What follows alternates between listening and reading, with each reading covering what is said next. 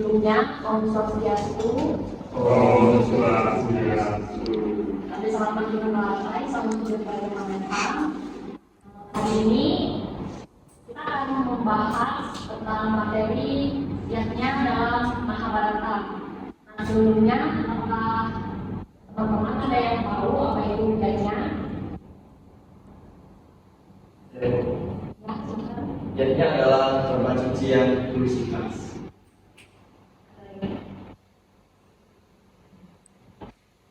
Masuk ke dalam materi, sebenarnya dalam Mahabharata. Nah, pembahasan kita hari ini itu ada tiga pengertian yajna dan pengertiannya. Yang kedua yaitu yajna dalam Mahabharata, dan masa ini yang ketiga yaitu syarat-syarat dan aturan dalam pelaksanaan yajna.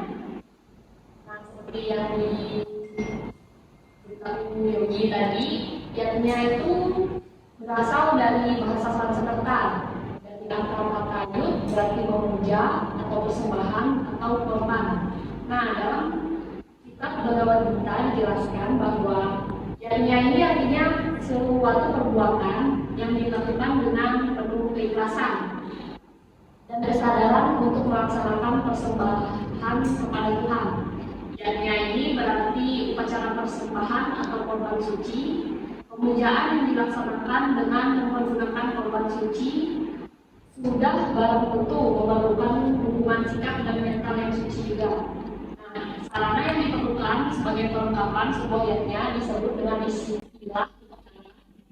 Nah, upakara ini yang tertata dalam bentuk tertentu yang difungsikan sebagai sarana atau meja keagungan Tuhan yang disebut dengan sesajen. Upakara ini dapat diajukan memberikan pelayanan yang pertama atau kebaikan hati. Jadi yajna itu bisa kita simpulkan sebagai korban suci yang kita ajukan kepada Tuhan Yang Maha Esa, yang dimana yajna ini diperlukan keikhlasan gitu. Kita sebagai orang yang melakukan yajna ini melakukannya dengan tulus, ikhlas, tanpa mengharapkan tidak langsung dari Tuhan Yang Maha Esa. Nah, yajna ini dibedakan menjadi 5 jenis. Ada dewa yajna, sri yajna, pitra yajna, manusa yajna, dan buddha yajna. Nah, dewa yajna ini adalah persembahan suci yang kita hancurkan kepada Yasatri Dewasa. Seperti contohnya puja Trisandya 3 kali sehari, dan seperti melakukan melaksanakan upacara Biodalan atau puja wali di pura dan lain sebagainya. Dewa yajna ini dilakukan sebagai bentuk rasa terima kasih kita kepada Tuhan Yang Maha Esa yang telah memberikan kita kehidupan yang baik di dunia ini. Nah, lalu yang kedua itu siyatnya. Siyatnya ini adalah korban suci yang kita aturkan kepada para mahasi. Nah, mengapa puja ini dilakukan? Tentu untuk mengungkapkan rasa terima kasih kita kepada para mahasi, atau kalau di daerah kita kan seperti Pinanggita seperti itu. Kita menunjukkan rasa terima kasih kita kepada mereka karena sudah membantu kita dalam melaksanakan yajna atau upacara-upacara lainnya di lingkungan kehidupan kita. Nah, yang ketiga itu pitra yajna. Pitra yajna ini jenis korban suci yang dilakukan sebagai bentuk rasa hormat dan terima kasih kepada para leluhur karena telah melindungi kita dari masa kehidupan kita. Persembahan ini harus dilakukan secara tulus ikhlas karena sebagai bentuk hormat, salah satunya juga kepada orang tua. Nah, lalu yang keempat itu manusa yajna. Manusa yajna ini pengorbanan suci yang ditujukan kepada manusia, terutama kepada mereka yang membutuhkan bantuan mendoakan mereka yang terkena musibah seperti banjir atau longsor atau terkena bencana lainnya. Nah, pencahayanya ini biasanya bisa juga untuk ibu hamil atau bayi yang baru lahir yang berhubungan dengan manusia. Lalu yang kelima yaitu budayanya. Budayanya ini ditunjukkan kepada para buta atau roh yang tidak nampak oleh mata tetapi ada di sekitar kita. Nah, para buta ini cenderung menjadi kekuatan yang tidak baik atau suka mengganggu orang. Nah, dari itu kita melakukan upacara budayanya ini sebagai bentuk untuk menyelaraskan kehidupan kita di dunia ini.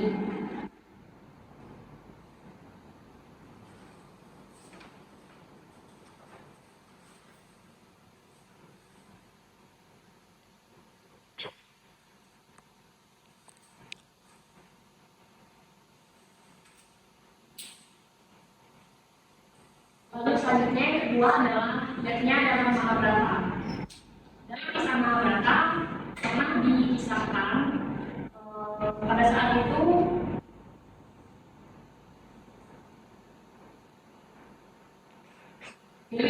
Dewi Drupadi melaksanakan yatnya yang sangat besar.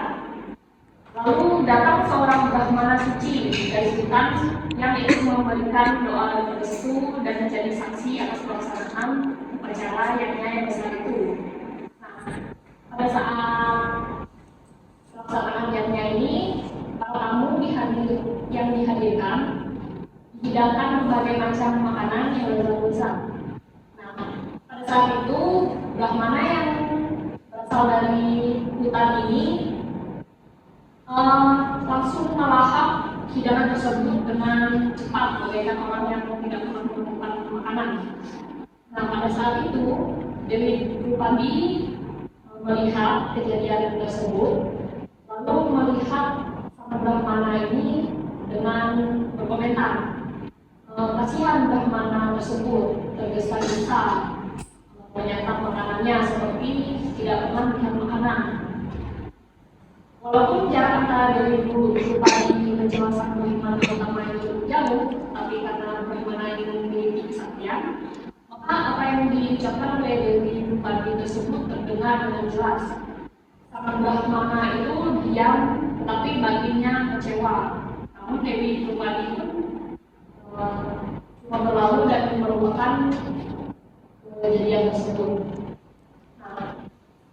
Dalam kisah berikutnya, Dewi Drupadi ini mendapatkan penghinaan yang luar biasa besar dari saudara iparnya yang tidak lain adalah Duryodhana dan adik-adiknya. Di hadapan para raja ini, Drupadi dilecehkan, yaitu dirobek pakaiannya oleh Duryodhana atas perintah pangeran Duryodhana.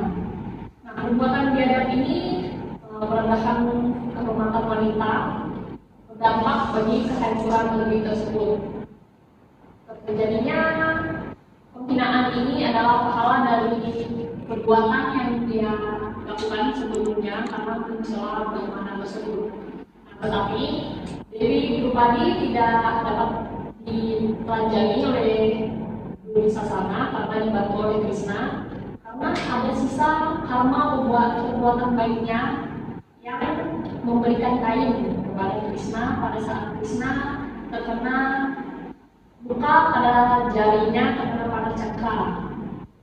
Nah, moralnya dari cerita di Mahabharata ini, hendaknya kita jika melakukan yatnya itu dengan perasaan yang sangat-sangat tulus dan ikhlas, tanpa tidak boleh ragu-ragu, tidak boleh mencela. Apalagi di situ Dewi Drupadi mencela seorang Brahmana yang dimana Brahmana ini membantu jalannya perceraian yang tersebut.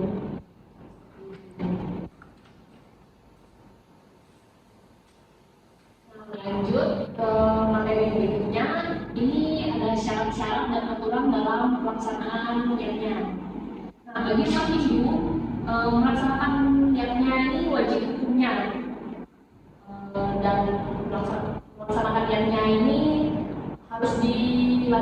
berdasarkan atas hati yang tulus dan agar yaknya tersebut tidak sia-sia.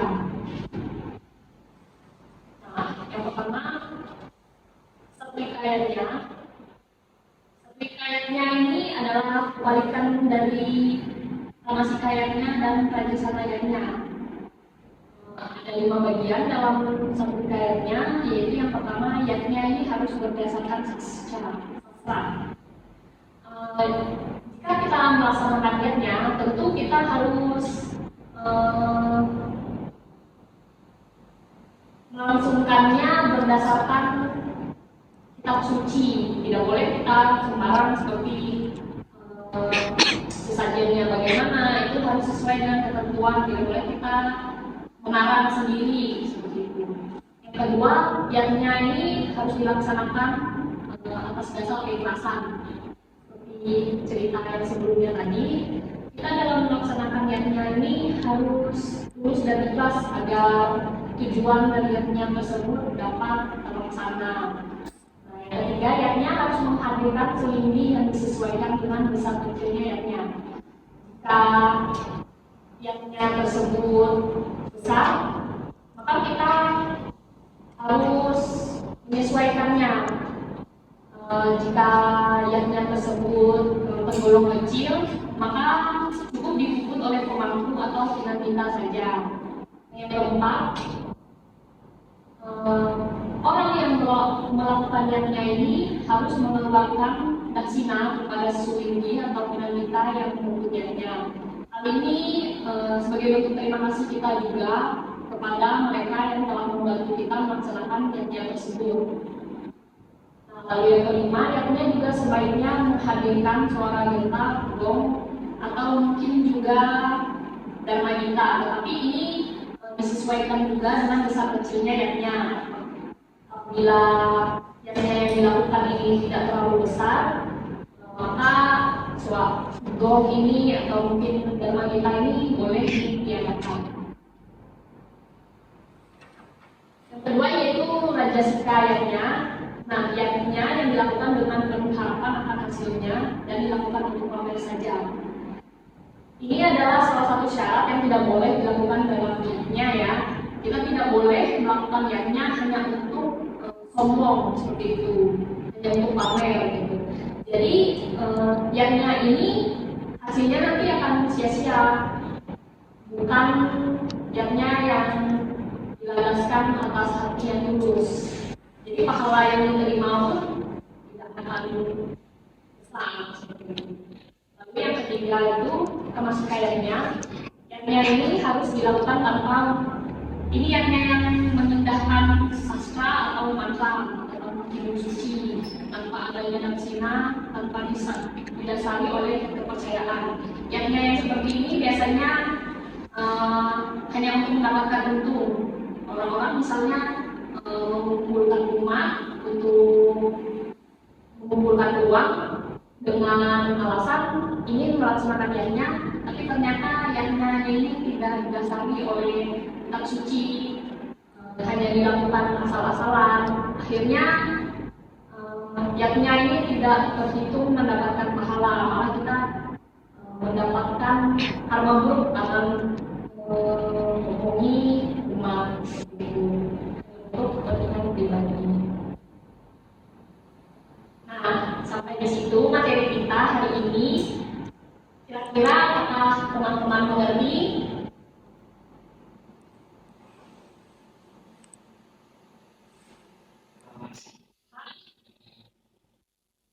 Ada yang bisa menyimpulkan materi kita hari ini tadi seperti apa?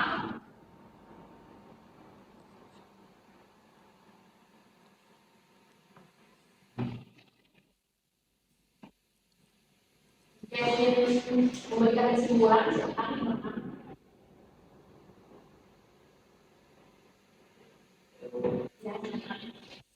Jadi saya tadi dapat disimpulkan bahwa yatnya adalah program suci yang bersihkan atau persembahan yang kita aturkan kepada Tuhan itu dengan ikhlas.